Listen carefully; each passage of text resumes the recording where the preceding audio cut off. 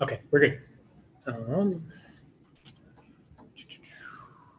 Got it. Rebecca, go ahead. Great. Thanks, Shalini. My name is Rebecca Judd. I'm a Conservation Program Officer for the Gaylord and Dorothy Donnelly Foundation. So we are a small place-based family foundation that provides grant funding for land conservation organizations and programs in the greater Chicago region. But our grant dollars are very small, not nearly at the scale that is needed to support the work that's really required on the ground to really achieve the ecological and human community benefits that we need to see. So we're trying to urge our grantees and stakeholder partners that they're going to have to start thinking bigger about trying to tap into these federal dollars in order to do the work at scale. But I think what you're talking about as far as doing that coordination where you're putting people together and really identifying what the priority projects are that should be prioritized for potential federal funds, and then actually identifying who some potential lead applicants can be to apply for those dollars, and then actually navigating the application requirements, because there's, yes, you know, the Infrastructure Bill and Inflation Reduction Act enhanced a lot of these conservation programs, but each of those programs still have very specific eligibility requirements. So people on the ground need a lot of help with that coordination and with that project identification, and then actually navigating the application process. And we are not seeing that anyone has the capacity or the expertise to do that. So I do think we need to figure out who a potential resource can be that can come into this region and be that coordinator or cat herder. And is this something that your firm can do, or are there folks that you recommend that maybe the private philanthropy community can help tap into to kind of elevate as a resource that multiple partners in the field can utilize to achieve, you know, what you laid out as being some of the core, kind of the core objectives that need to be carried out in order to kind of make federal funding execution a reality? Rebecca, I'll start by saying that you're identifying gaps that many, many regions are struggling with. And I think the regions that have historic strength with a lot of small organizations in some ways are most challenged by the scale of funding that's coming out right now, because it takes more coordination and alignment up front. And it's more difficult to keep all the cats herded for a longer period of time. So this is something that our team does. We always work with local partners. So we appreciate where, you know, deep community understanding and collaboration is necessary for national impact, but we don't pretend to be local experts where we aren't that. So I think what I would do is organize what you're describing into a basket of activities that we call pre-development. It's all the stuff that goes in before you know what you're going to submit and how to structure a pretty messy problem. And the way that other regions that are doing this most successfully have approached it, I think, when they have a lot of different actors already in place, is to think about this like a patchwork quilt, where there are a whole bunch of existing patches, but you need someone who can frame out the quilt, help everyone recognize what patches they're holding, and then also where there are some missing. And what you're describing in terms of identifying priority projects, lead applicants, navigating application requirements, all of that benefits a great deal from small early grant funding to open up bigger dollars. So I would always think about this in terms of adding a zero when you're applying for federal money. So if you think about $100,000 grant that should enable you to apply between $1 million and $10 million worth of funds for projects. And that's the way to think about this in terms of sequencing and a nesting doll. There are firms that do this well, but I would caution against reaching immediately to an engineering firm because they're going to drive toward a project, not necessarily a community-centered solution. So you want to look to firms that have done this well with deep community engagement processes. And one of the examples I highlighted earlier today was the City of Hayward's Shoreline Master Plan. That's the kind of thing that you could apply for federal money for. And it could be a multi-year exercise to help build that capacity and coherence across the region. And the firm that led that process is a group called SCAPE, SCAPE. And it's well worth taking a look at the kind of constellation of partners that they tend to work with around things like Hurricane Sandy recovery. They're the ones behind oyster restoration and natural shorelines. And so they've done a lot of thoughtful work in this space, but I would recommend starting there and kind of following the breadcrumbs to other folks that you think would be thoughtful and respectful and really center community and equity in the work instead of just trying to create a project for you. Is that helpful? Yes, very much so. Thank you. Hi, I'm Cynthia Klein-Benai, and currently helping Oak Park with its climate action plan, but also just from my background thinking how this would make sense. And I know that we have a Chicago CMAP, the Chicago Metropolitan Agency for Planning, which certainly with transportation funding is often kind of the funnel for that. So how would you see like these planning agencies sort of fitting into this not NGO that I guess Chicago Wilderness is? I like this question a lot, Cynthia. I may be giving you an answer that's not going to be completely satisfying. A lot of planning agencies are also scrambling to answer exactly the questions that you all are trying to answer.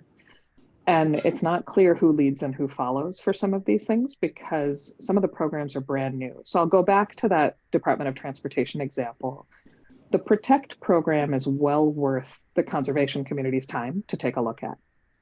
In that set of grants there are two colors of money. There's formula money, which is just going to go to the states. And that is generally for planning. And one of the requirements in there is statewide resilience planning for transportation. It's not well defined. It should absolutely have input from the conservation community, otherwise that'll be left out. And that'll set the tone for how competitive grants can be allocated over the next several years. And so from the planning perspective, I think you want to educate your planning agencies about the opportunities that they might not be thinking broadly about and what that would look like to add nature-based interventions into a standard project. So you want to basically try to educate them about the opportunities that are coming so they're aware and not presume that they already know, and to give them a mental menu of how they can include things that are in your priorities. That could be climate action, could be climate resilience, nature-based solutions, green stormwater. All of it is fair game in this very broad set of umbrellas. But I think the most important thing is that local governments are floundering with this too and looking to the nonprofit community to help them frame up what is possible and how to reach the ground. So I think that goes back to your question, Will, on shovel-worthy projects, not just shovel-ready projects. I'm Scott Kuykendall. I'm a water resources specialist for McHenry County. And I think you just alluded to my question, but I'm wondering if you could elaborate a bit further. So I'm kind of curious, Will was talking about shovel-ready projects. What about, and you mentioned planning. So I'm kind of focusing on the water money, and I think you had said there's $55 billion for water specific. Can that be planning, or does it? And I guess is there a certain funnel of money that's available for planning? And I guess is there a way to be that they're looking forward to so that you can be more competitive in in the project that you put together. Yeah, and was it Chuck? Did I have your name right? Scott. Scott, I'm sorry. I lost that little bit in a blip there. Scott, I think, yes, the straight up answer is yes, there is planning money. It travels under different names depending on the agency that you're applying for. So you're going to have to go hunt and peck for it. In the transportation world, it's called planning. In water, it might be planning or feasibility assessment. So if you're like searching grants to find what colors of money are available for early stage planning.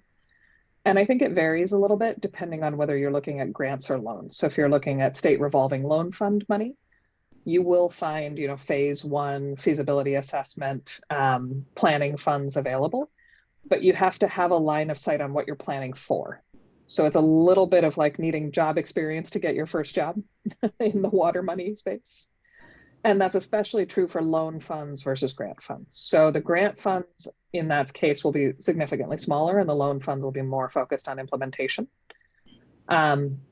In the disaster relief and resilience space, there's a lot of interesting planning money, but it's slow. And so if you're looking at FEMA, the Federal Emergency Management Agency, they have a type of funding called advanced assistance funding, which is basically all of this early stuff, Rebecca, that you were bringing up, which is to help get organized to know what it is that you can actually do to reduce risk for communities. So I think, Scott, the answer to your question is for the shovel-worthy projects, there is planning money out there. It's not consolidated. It's on a agency by agency and program by program basis. And it travels under different names. My recommendation to all of you would be to look for formula funding. That's the money that's going to go through existing fire hoses. And to talk to your state contacts about planning money. Because that will be a lot more efficient than applying to competitive federal funding for planning money. That will be much slower. And the state money has to get spent quickly within fiscal years. So you really want to make sure that you find the spot to board that train and stay on it over the next 3 to 5 years. So you continuously improve your planning and the pipeline of shovel-worthy projects.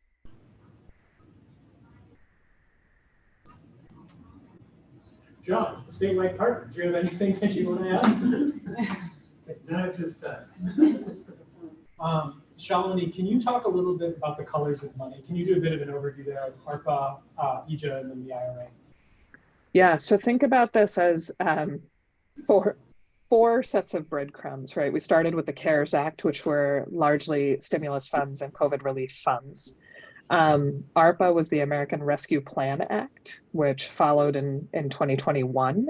And there was a fair amount of money built in there for things like government budget relief, but also like water, sewer, and transportation infrastructure. So it is worth your time to know how your local governments and how your state governments spent those funds or obligated those funds. So follow those original colors of money through ARPA. For the Infrastructure Investment and Jobs Act, or EJA, this is just a horrible acronym soup that's been created that we're all going to have to live with for the next few years. But the Infrastructure Investment and Jobs Act, you saw my early graphic. That's from the Brookings Institution. It's easily found online. It's a pretty handy reference just to know what's worth your time. So you want to be able to be smart about aiming at the big pots of money and not scrambling for the small and competitive pots of money. So the largest is definitely Department of Transportation funding. Next biggest are broadband and water. The interesting thing about broadband, and this is, again, part of that call to imagination from all of you, is to zoom out and think a little bit about, where does broadband enable better ecosystem monitoring? How could you combine those things so that you get a win and a justification for extending a network where it might not work out if you were just thinking about the costs of providing services? This is where working with tribal nations might yield a lot of benefits in your region. In terms of the Inflation Reduction Act, this is going to be the slowest money to come out. It's the last in line. Excuse me. And it's going to be a lot of new programs that have to be designed and stood up. So the advice that I've been providing to regions that are trying to think about where to put scarce time and capacity is the biggest money is going to flow through existing fire hoses. Look at programs that you've applied to successfully, that your partners have applied to successfully. That might be like Scott, like the state revolving loan funds are a great example. They're essentially doubling or tripling some of these programs in terms of total capacity and size. So if you had applied in the past for $50,000, you need to think about applying for 500,000. If you had applied for 500,000, you need to scale up to 500,000, because in order to accommodate pushing out more money, the size of projects that the federal government is looking for is also increasing. The other program that I would highly recommend looking at, which is a moving target and it's difficult, so I will not pretend that this is a piece of low-hanging fruit, but it's a worthwhile early setup for shovel-ready projects and shovel-worthy projects, is the FEMA Building Resilient Infrastructure in Communities grant program. This is, $50 million grants.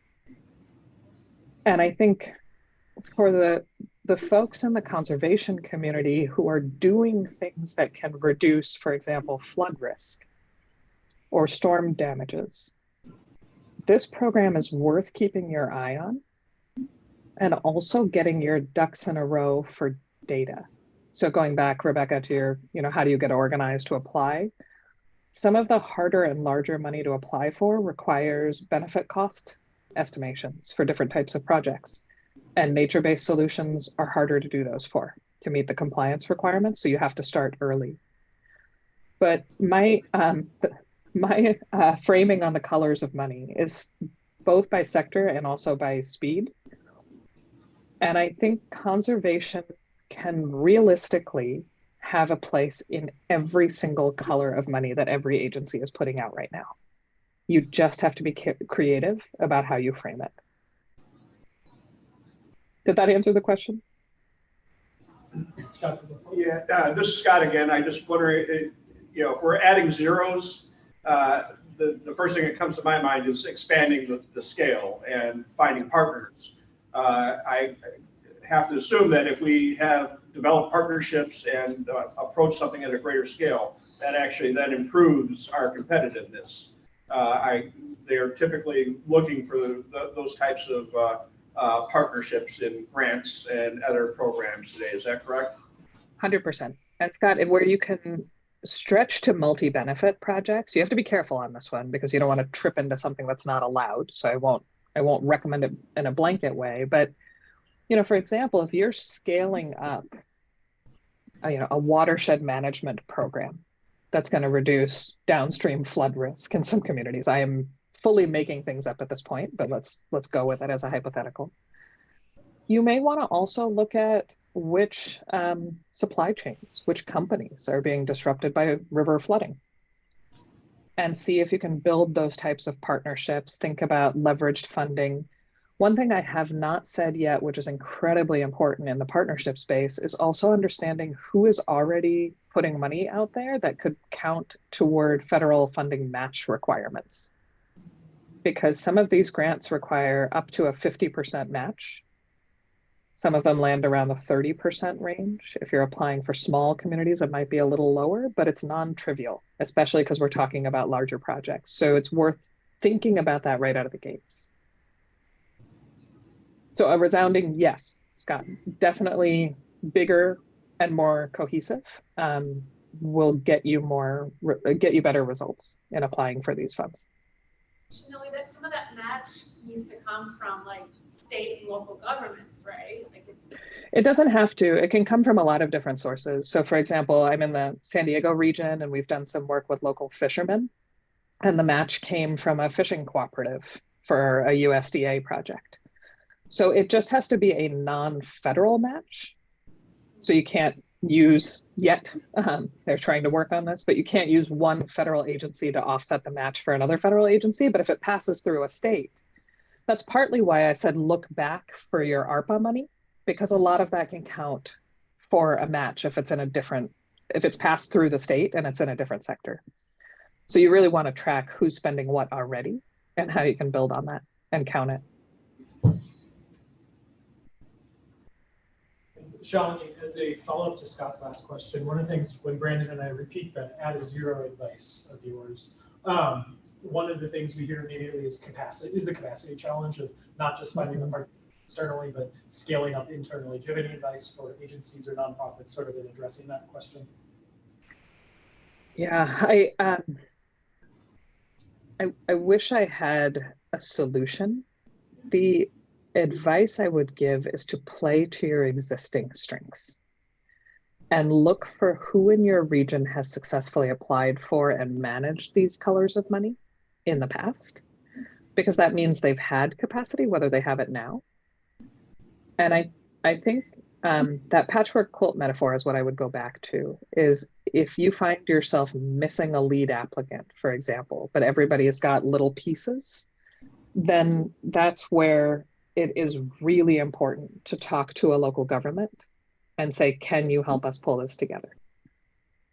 And that might be the reach back out to the planning department. But very much this is about finding champions who are able to put in the effort to start and then build that capacity as initial money starts rolling in. There's no silver bullet, though.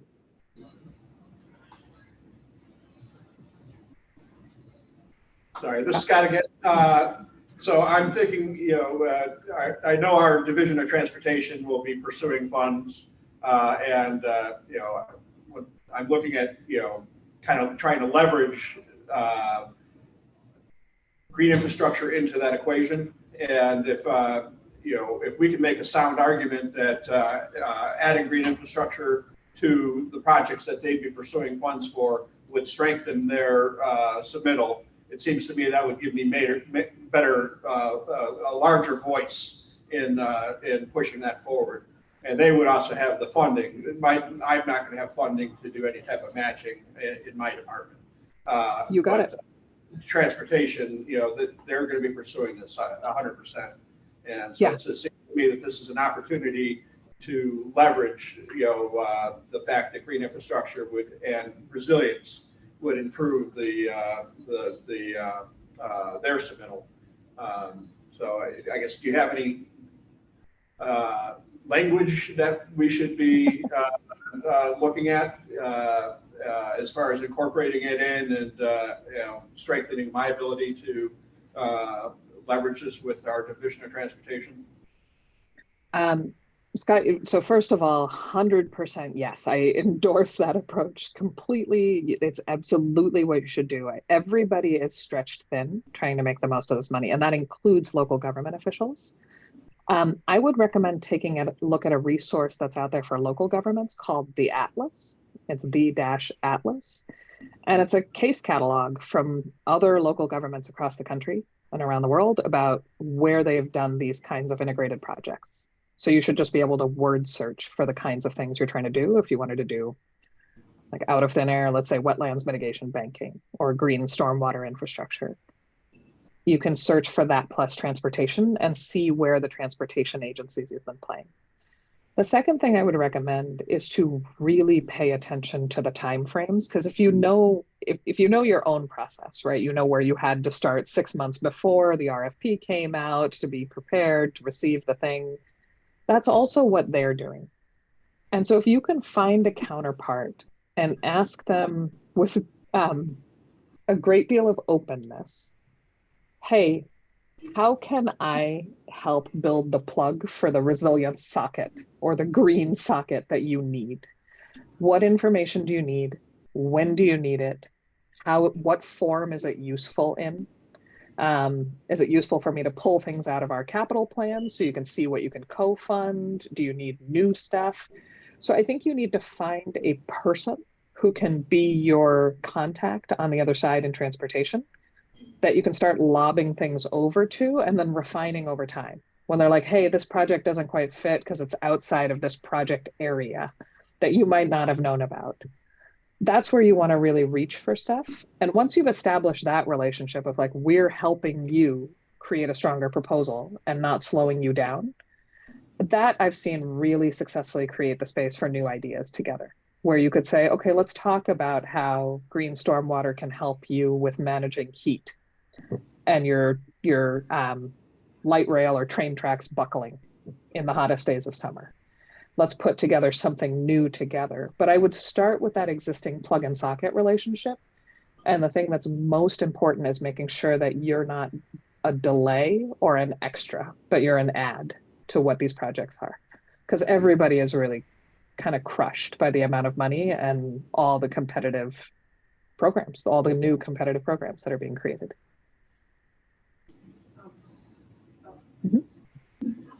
Terry Horton, Northwestern University, and I run a network called Nature, Culture, and Human Health.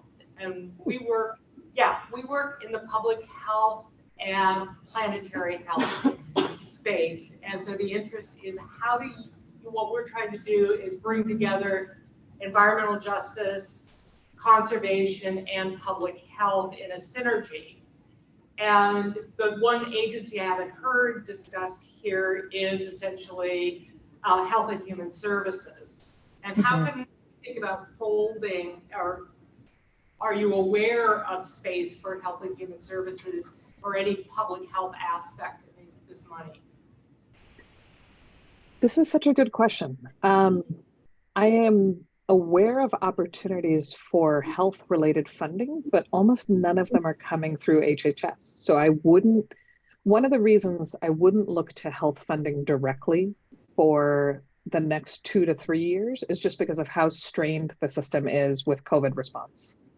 Right. And so I would, though, think really creatively about health from other vectors. So the state of Louisiana and the city of New Orleans have done remarkable work around water and vector-borne disease. So mosquito control is a department that they have. And we did work down there about a decade ago, and the water and the mosquito department oftentimes were just not necessarily talking to one another. And it was the health folks who were able to bridge that divide and propose all sorts of interesting improvements that actually had measurable benefits in terms of health indicators over a few years. I would take a look. There is an organization called Onside Partners that works with philanthropies like the Robert Wood Johnson Foundation. Onside? Onside, yeah, ONSIDE Partners. And I think if you Google for them and Robert Wood Johnson, you'll find a webinar they did on equity and infrastructure and health. That'll be a good source of inspiration for what other types of funds. But I tend to think about health in terms of who suffers and how. So the example I gave about transit and heat, a lot of times I'll hear people talk about, let's build a better bus shelter for folks who are stuck out in the heat longer.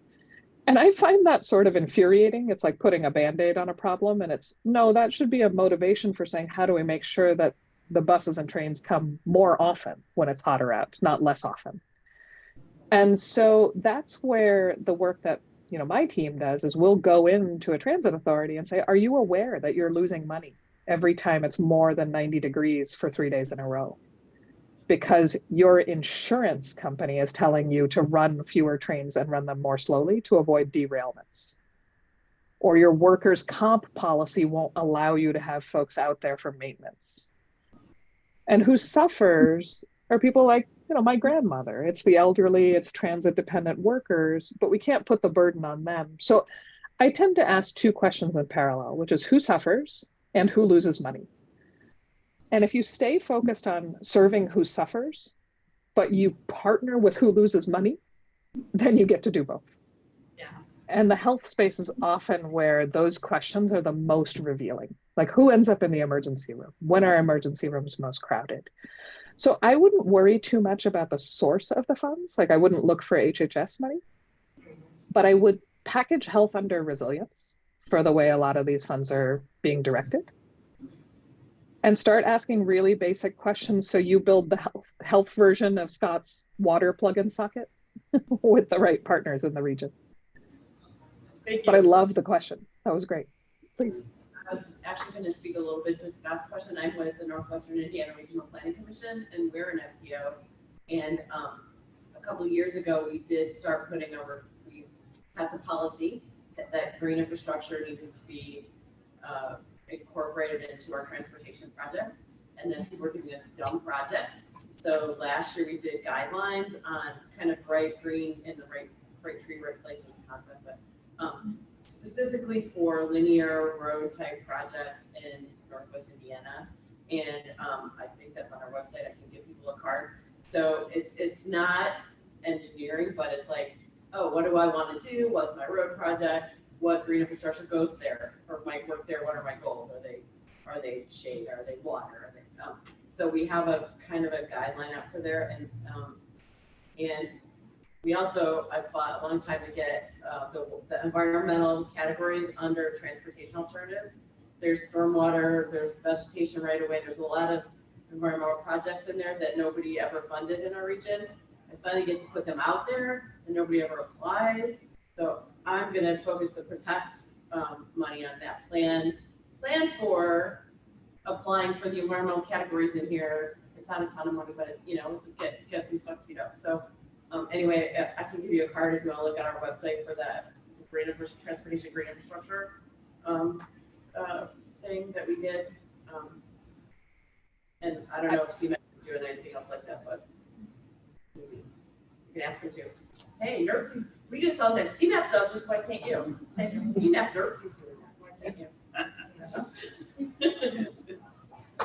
That's like applause worthy. That's fantastic that your region has that and it's already underway. So kudos. And I would say, I didn't catch your name. Can you repeat it for me? Well, my name's Kathy. I'm with the Northwestern Indiana Regional Planning Commission. Thanks, Kathy. Kathy, if you are doing this work, and the platform that I mentioned, the Atlas, is a great resource for you on this also, but also a place where you can share what you're doing with others. So I would look at some of the recent roundtables they've done with MPOs and local government officials, so you have a way to learn really fast from others who are doing the protect planning. Great, thank you. And So that's great work. Yeah. D-Atlas? The. No, the word THE, the Atlas. Yep. Hi, my name is Bob Hoyer with H&A Networks. We're a consulting firm, help organizations through the intersection of food farming, regional economies. Two-part question. With the Republicans likely to take back the House and maybe the Senate next week, how would that influence all these pots of money that have already been approved? And then secondly, how would that change in Congress? How might it affect this whole dynamic around the four colors of money when this next big pot of money comes available through next year's farm bill? Yeah. Bob, the great news is this money is locked in. It's already been pushed out to agencies and now it's getting just funneled into grant programs. So you will not see a lot of changes. This is a 3 to 5 year window that sets the next 10 to 15 years worth of infrastructure funding. And it doesn't matter how many times the House and the Senate turn over in that window, the money is just going to flow through the channels that have already been approved. You may see some pet projects put forward. I think you'll actually see the politics being more significant at the state level, where you have things like state planning grants that are determining what eligibility is for local government projects. But I don't think the federal election should be a source of concern or any distraction in terms of preparing for the funds that are already out there. You can rely on those to be pretty steady. And then what about the next year's farm bill? How might that affect things? I think it will dovetail with a lot of the sources of funds that are out there. So I think you can expect to see similar language in the farm bill that connects to some of these other programs. So I know that the USDA, I'm going to just wander into a set of acronyms, but the local food promotion programs, the regional conservation partnership programs, all of these things, I think you will see efforts to make sure that the farm bill is an add-on to what's already been funded and not duplicative or undercutting it. But I think I think for I think for the next transportation authorizations in the coming years, for Farm Bill authorizations, what you'll start to see are efforts to gap fill or reach folks who might have been left behind. And so that's where you want to make your voice heard in DC if you feel like something got left out of the funding. Thank you. Is that helpful? Yeah, very, thank you. I just wanted to reiterate something that she said there. When it comes to the infrastructure bill in particular, yes, while that money is locked in, state agencies still do retain some discretion in how that funding is rolled out. So when it comes to concerns about next week's election and how that could potentially impact some of these federal funding streams, one message that we're really trying to send home to partners is please pay attention to your state agency's rulemaking process, request for proposals, public comment periods, and so on and so forth there. Just because the bill is passed, there is still some room to influence the rollout in that respect. Totally agree. And Shalini, I guess one last question that we've heard a lot too is, can you speak a little bit to the urgency at which some of these RFPs are going to move, sort of the very quick window that a lot of them open up and require responses? Yeah, I'm glad that was Patrick, right? Yes. Okay, thanks, Patrick. You're slightly off screen for me. I want to break out the urgency into two levels. So the money that will move fastest is going to be familiar money. And exactly what Scott was asking about, really kind of plugging into the folks who have been spending this money previously. That's the most urgent thing. New programs take about a year to design. So like the Protect grants are just rolling out, even though they were authorized about a year ago. The BRIC funding from FEMA is, again, scaling up, and the requirements are going to adjust over the course of the next year or two to make sure they get more diverse applicants. I think there is a lot of attention. The new programs are the sexiest ones. They're the ones that are being advertised the most. Don't get tricked into thinking that those are the most urgent. The formula funding is the most urgent and the highest opportunity. Then you want to look at which agencies give out the money fastest.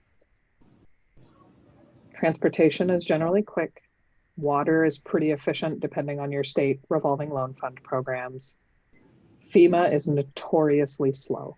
This is the difference between if you applied in 2023, whether you see the money in 2024 or 2026. That's how long that's how much variation there is in the grant processing timelines. So I would say prioritize things where the money comes to you quickly so you can build on it. And back burner things that take a long time. And federal funds are just notoriously paperwork intensive and time consuming. So where you can, apply bigger. If you're gonna put in the effort to do all that paperwork, might as well get more money for it.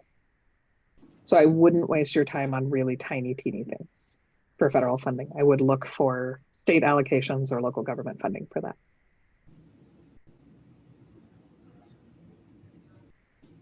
That's the practical cynic response to that question on urgency. Okay, Shalini, any closing thoughts for the group? I think all of you are asking exactly the right questions. And I think what I'd like to leave you with is that nobody is doing this perfectly.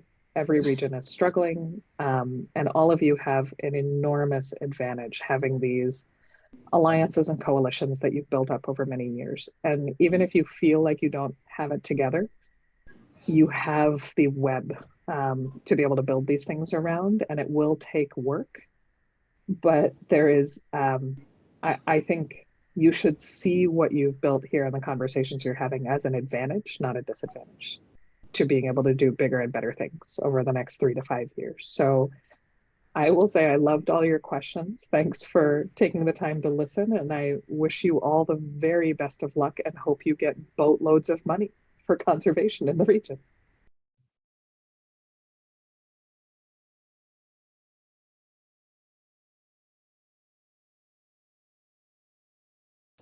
Oh, I'm sorry, Shalini, you dropped out there for a little bit because we had some weird technical thing happen, but. No. I'm not sure where I lost it, Patrick, but I think I was just saying I wish you all well. You've got a lot of strengths, and I hope you get boatloads of money for conservation in the region.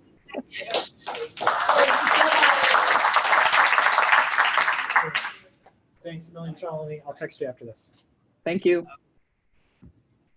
Okay, thank you, everyone. I will say quickly, if you're interested, we at Bold Bison are basically committed to making sure this continues to move.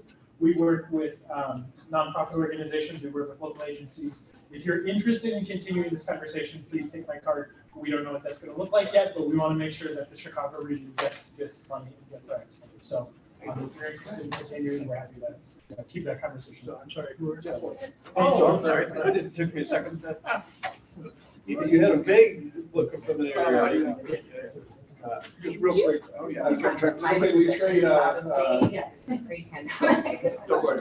So what do you want to do on the southeast field? The climate committee hosted a cafe about the IRA provisions. I'm listening, sorry. I've got a couple ideas that I'd like to do from a watershed planning standpoint. And, so I had wanted to pursue the